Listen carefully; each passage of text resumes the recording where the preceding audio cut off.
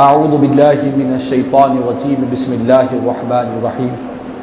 ان اللہ وملائکتہ یصلون علی النبی یا ایہا الذین آمنوا صلوا علیہ وسلموا تسلیما اللہم صل علی سیدنا مولانا محمد وعلی آل سیدنا مولانا محمد وبارک وسلم صلاة و سلاما علیک یا سیدی یا حبیبی یا رسول اللہ صلی اللہ تعالی علیہ وسلم۔ معزز حاضرین محترم سامعین اکرام، آئیے کچھ سننے اور سنانے سے قبل ہم اور آپ مل کر انتہائی عقیدت و محبت کے ساتھ حضور آقا نامدار سرور کون مکہ سارے عالمین کے مختار، مدینے کے تاجدار، مکے کے سردار، سید الابرار جناب احمد مصطفیٰ محمد مصطفیٰ صلی اللہ تعالی علیہ وسلم کی بارگاہ میں ایک مرتبہ محبت اور عقیدت کے ساتھ باواز بلند درود و سلام کا نذرانہ پیش کر لے۔ اللہم صلی علی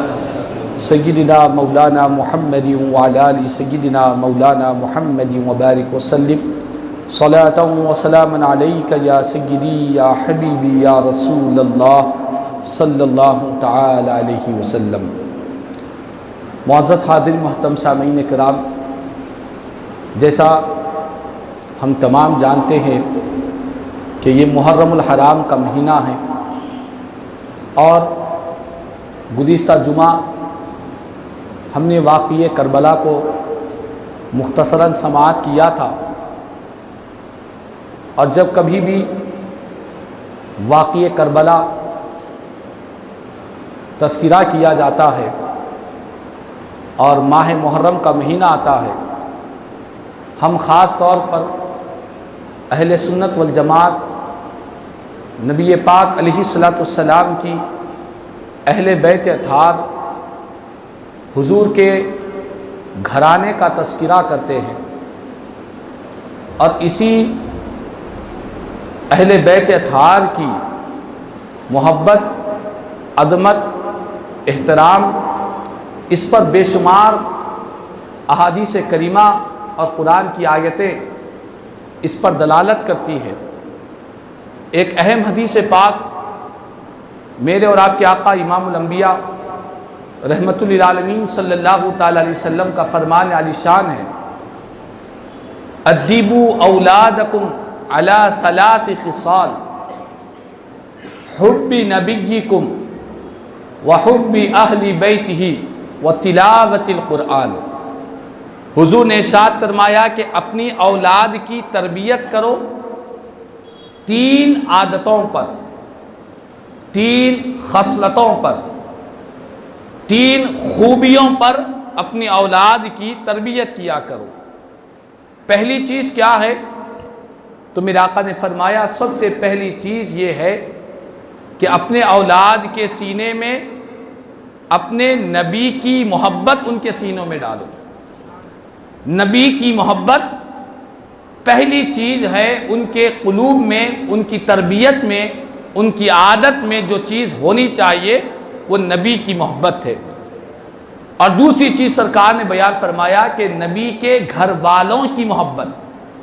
اہل بیت اطہار کی محبت ان کے سینوں میں ڈالو۔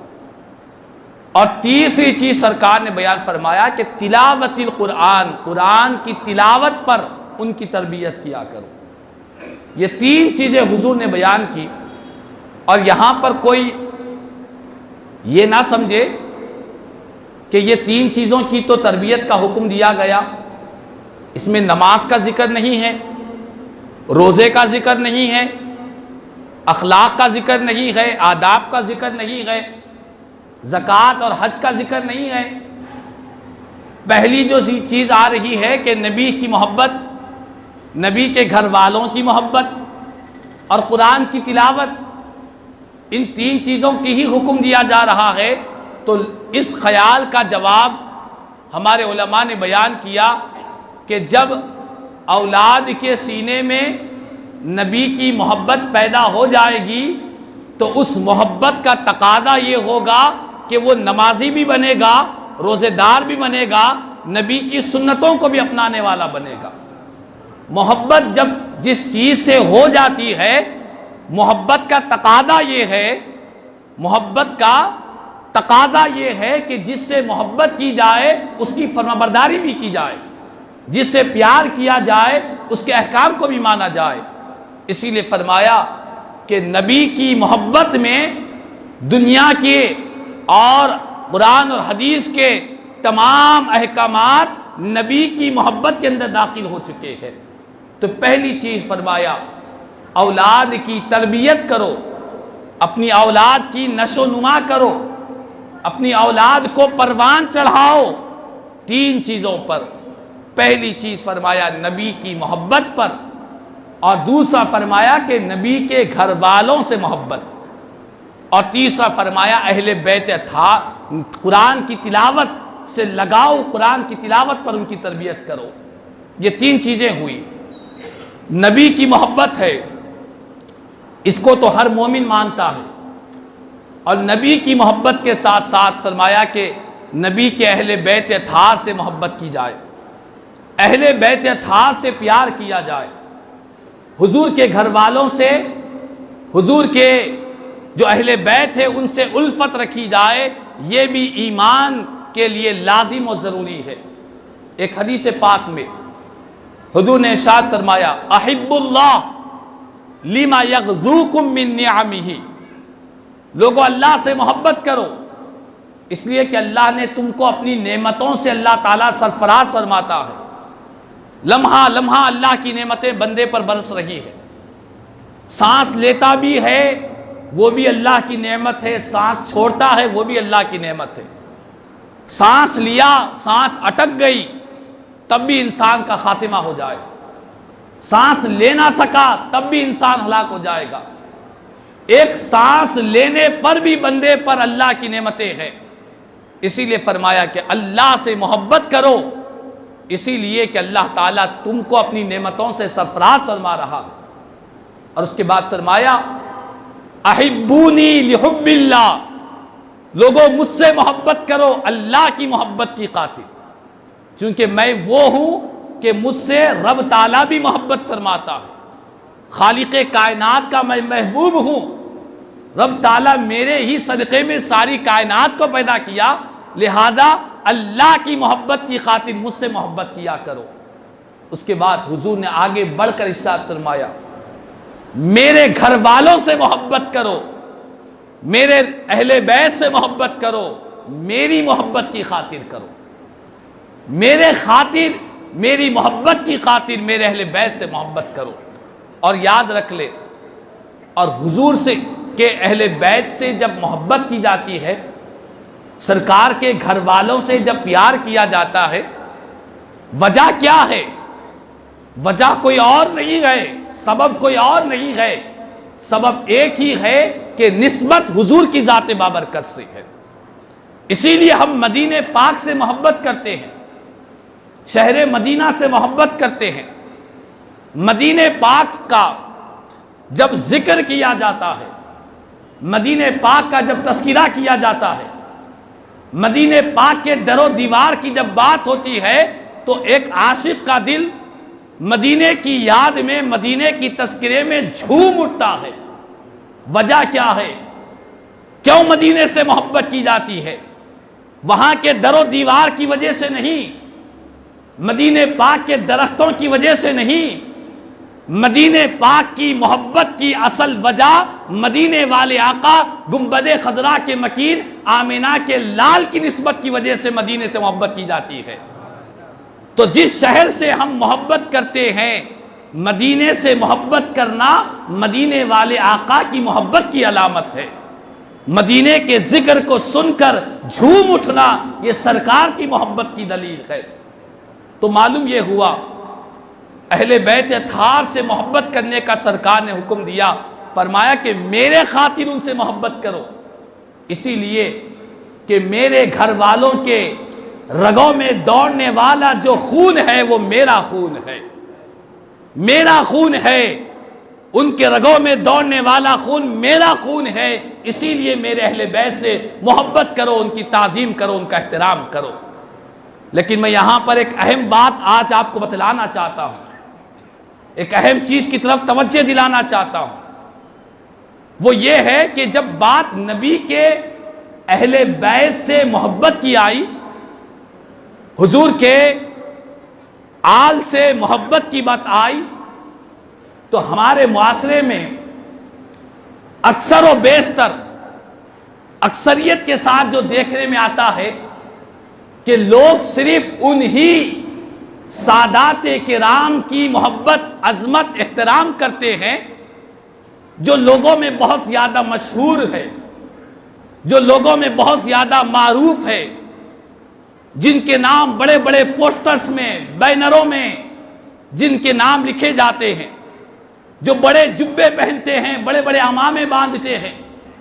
صرف انہی اہل بیت سے، انہی سادات سے، انہی سیدوں کی محبت کرتے ہیں، انہی کا تعظیم کرتے ہیں۔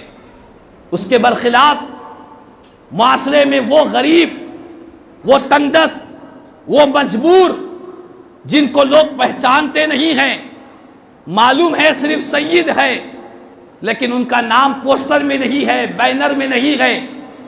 نہ ان کا کوئی جبہ ہے، نہ سر پر عمامہ ہے، نہ لوگوں میں ان کی کوئی پہچان ہے، نہ مقبولیت ہے، نہ مشہور ہے، معلوم ہے صرف سید ہے۔ ایسے سیدوں کو نظر انداز کر دیا جاتا ہے۔ ایسا سید جو غریب ہے، آٹو چلا رہا ہے، ایسے سادات کرام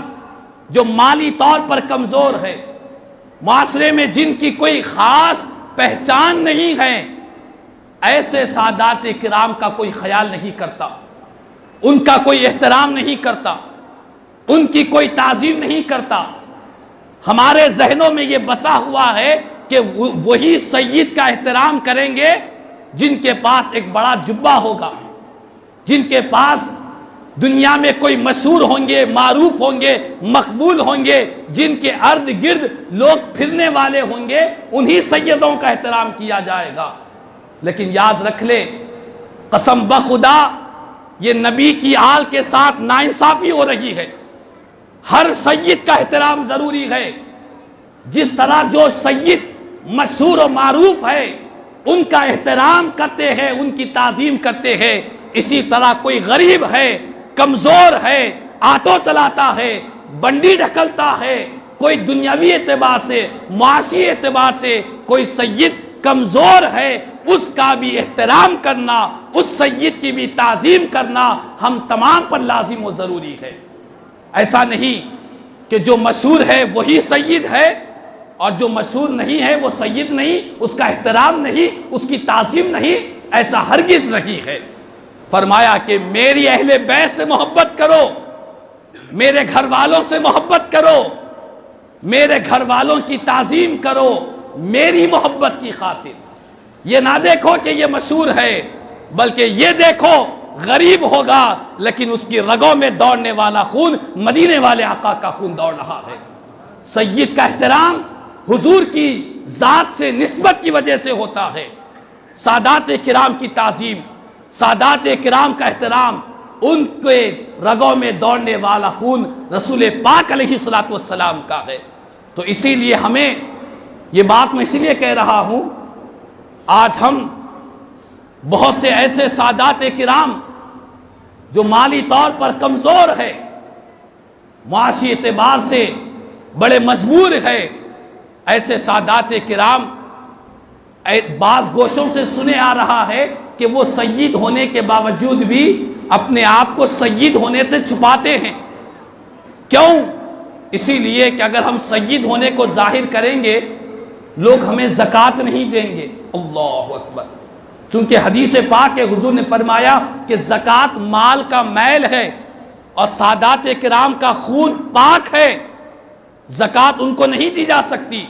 اسی لیے بہت سے سادات کرام اپنے سید ہونے کو چھپا رہے ہیں، کہیں لوگ ہم سے زکوٰۃ نہ چھوڑ دیں، پھر ہمارے مسائل کیسے حل ہوں گے، ہمارے کھانے پینے، رہنے سہنے، ہماری بیماریوں کے اخراجات کیسے برداشت کیے جا سکیں گے۔ اسی لیے بہت سے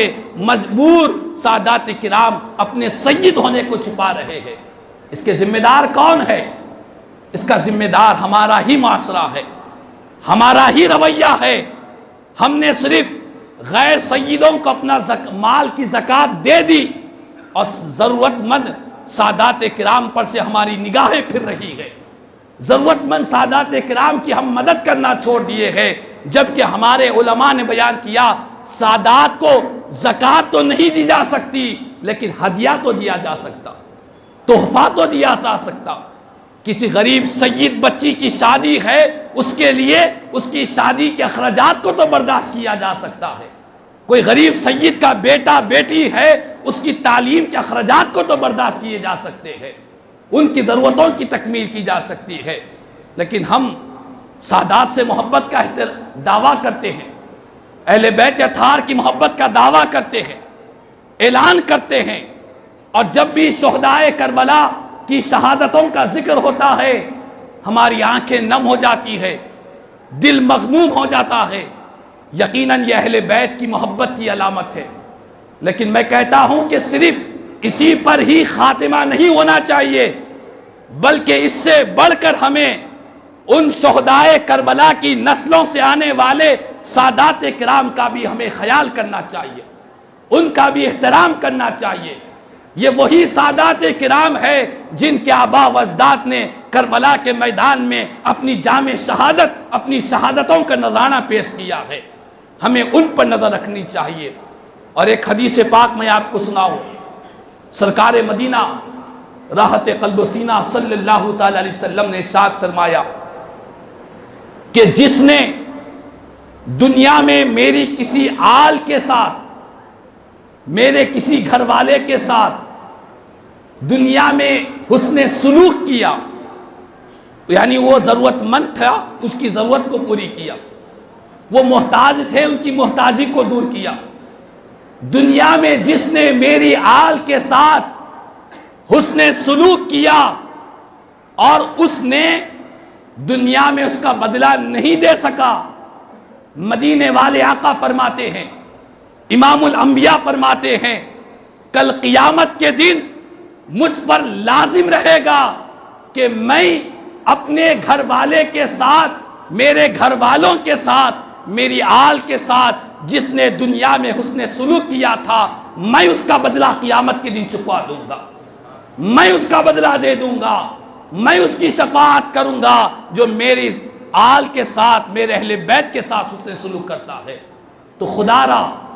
کہنے کا مقصد یہی ہے کہ ہم نبی کی آل سے محبت کرتے ہیں، مال و دولت کی بنا پر نہیں کرتے، ان کی مقبولیت کی بنا پر نہیں کرتے، نبی کی آل سے محبت کرتے ہیں، نبی کی نسبت کی وجہ سے کرتے ہیں، نبی کی آل سے محبت کرتے ہیں، ان کی رگوں میں دوڑنے والا جو خون ہے رسول پاک کا مقدس خون ہے، اسی لیے ان سے محبت کرتے ہیں۔ تو ہماری ذمہ داری بنتے ہیں کہ ہر سید کا احترام کیا جائے، چاہے وہ معروف ہو یا غیر معروف ہو، چاہے وہ مشہور ہو یا غیر مشہور ہو، چاہے وہ مقبول ہو یا نہ ہو، ہر سید کا احترام، ہر سید کی تعظیم، ہر سید کا احترام ہمیں بجا لانا چاہیے۔ اور بعض لوگ یہ بھی کہتے ہیں کہ فلاں سید ہے، کیا پتا وہ سید ہے یا نہیں ہے، کوئی سند ہی نہیں ہے، کوئی شجرہ ہی نہیں ہے، کیسے سید مان لیں گے؟ اس طرح بحث و مباحثے میں پڑھ کر سادات کا احترام کرنے، ان کی ضرورت میں ساتھ آنے سے رک جاتے ہیں۔ ایک بزرگوں کی کتابوں میں ایک واقعہ میں آپ کو سناتا ہوں۔ دو لوگوں کے درمیان میں لڑائی ہوئی، ایک جو کمزور شخص تھا اس نے کہا کہ مجھ سے نہ لڑ، میں سید ہوں، نبی کی آل میں سے ہوں۔ تو دوسرے نے کہا کہ تو سید ہے تو تیری سند کہاں ہے مجھے بتا۔ اللہ اکبر،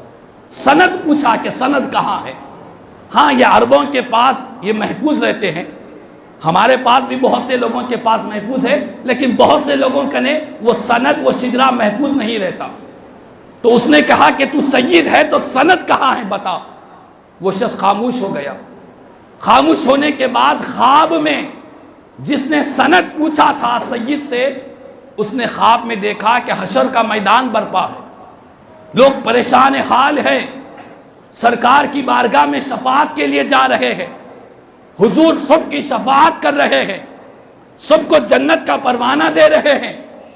وہ شخص دوڑتے ہوئے آیا، آ کر عرض کرنے لگا کہ سرکار میں بھی آپ ہی کا امتی ہوں۔ میرے آقا نے فرمایا کہ تو میرا امتی ہے، اس کی سند کہاں ہے؟ اللہ اکبر، سند کہاں ہے میرا امتی ہے؟ وہ سمجھ گیا کہ دراصل یہ میرے ہی حرکت کی وجہ سے مدینے والے آقا ناراض ہو چکے ہیں۔ تو خدا را سادات کرام کا احترام تعظیم کرے، بحث و مباحثے میں نہ پڑے کہ سند کہاں ہے، اس طرح کی باتیں نہ کرے۔ ہر سید قابل احترام ہے، اگر کوئی ضرورت مند ہے تو ان کی ضرورت کے لیے ہمیں آگے بڑھنا چاہیے، ان کی تعظیم کرنا چاہیے اور ان کے لیے راستے فراہم کرنا چاہیے۔ اللہ تعالیٰ سے دعا ہے اللہ تعالیٰ ہمیں نبی کی آل کی سچی محبت نصیب فرمائے، اہل بیت اطہار کی تعظیم نصیب فرمائے، کہنے سننے سے زیادہ مجھے ہم تمام کو عمل کی توفیق عطا فرمائے۔ آمین ثم آمین۔ الحمدللہ رب العالمین وما علینا الا البلاغ۔